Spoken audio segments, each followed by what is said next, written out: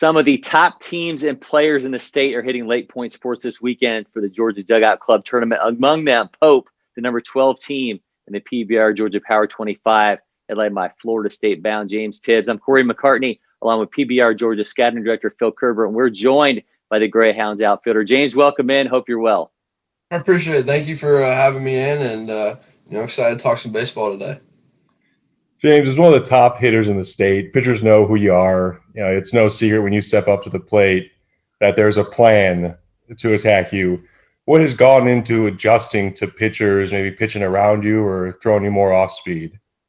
Well, I think that's just a mixture of things. First of all, I think we have a great coaching staff that's prepared us for what we need to do to be successful this year. Along with a great group of guys around me that have allowed me to, get some pitches. I think we've got a really good group of kids that have the ability to play at the next level, play at the next level very highly. And so I think a combination of those two have helped me, and then just preparing, man, just being ready and being, understanding what I do well and playing to those strengths, and trying to hit those fastballs even when I get them. So just, all those together, I would say.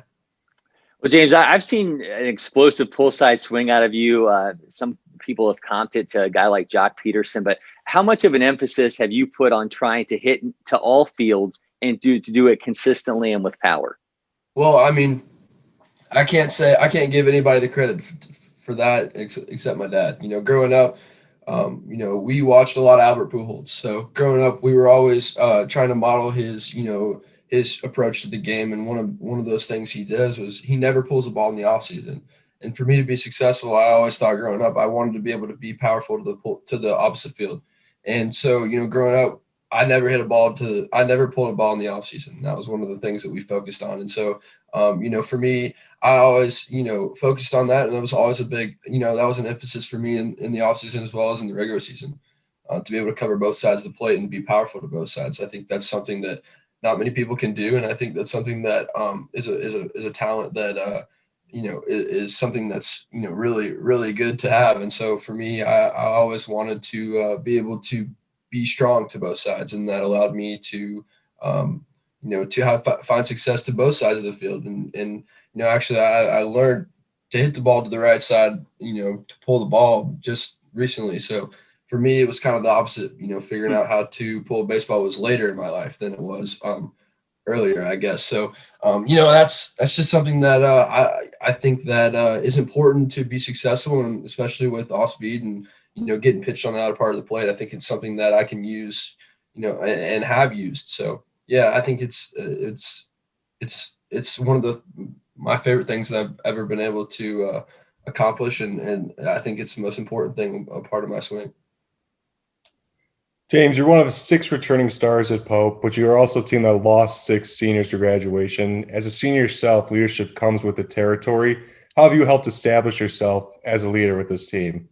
I think that as a group of seniors, we've established and continued to plant a legacy that starts with the guys that have come before us. We've got we've had a group of guys that over the years have been really successful at Pope High School. I mean, we've been to 5 state championships, we've won 4, I think, and had a lot of success. And so for me, I've always wanted to continue to leave what I was taught, and the ideas of GDN and the ideas of the brotherhood that we've established over the years. I think it's so important to continue to leave that legacy and to help those younger guys understand that it's a brotherhood and it's a group of guys that love each other and want everybody to be successful. And I think that's one thing that we've really tried hard to, to create this year, especially after, COVID and all that stuff. We want to have a group of guys that are strong, as brothers and are going on that field to compete together, not doing this for ourselves. And I think that